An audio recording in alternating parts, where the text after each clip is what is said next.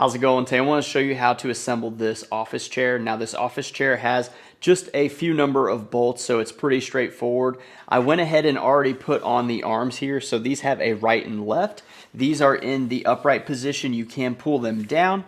And then when it comes to the attachment to the actual seat, I wanted to go ahead and point this out. So you have the two spots right here on either side. That's going to connect the back to the actual seat, and then you have this, which is going to be for our main plate.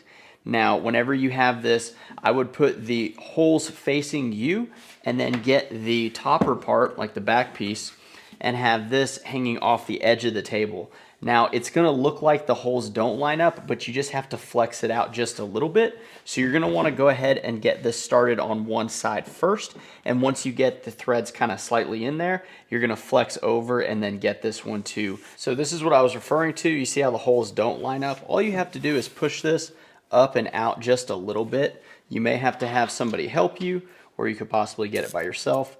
I'm going to go ahead and just get whichever one looks closest. This one looks like it's going to fit, but see how I'm pushing pressure with my right hand to get this over?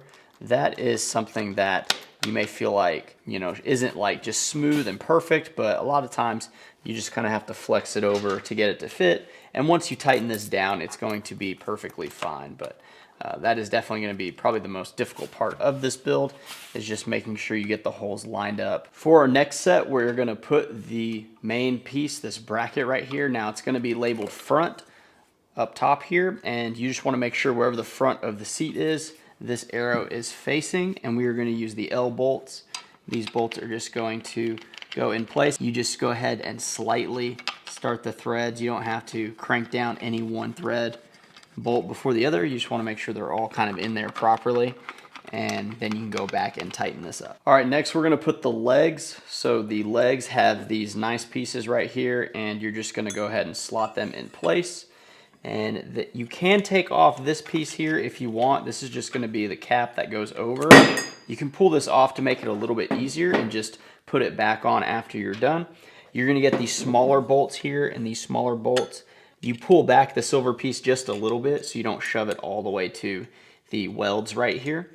And you're just going to go ahead and tighten them in place. After those are attached, all you have to do is push the casters into place. Now these are plastic casters, which work really fine. You can go ahead and get some rollerblade wheel styles if that's kind of the way you want to go, but I think these are just fine.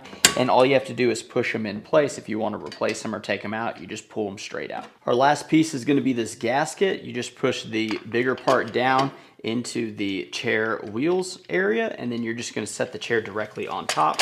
And after it's on there, I like to put my knee down in the center just to get it to lock in place, and you have an assembled chair.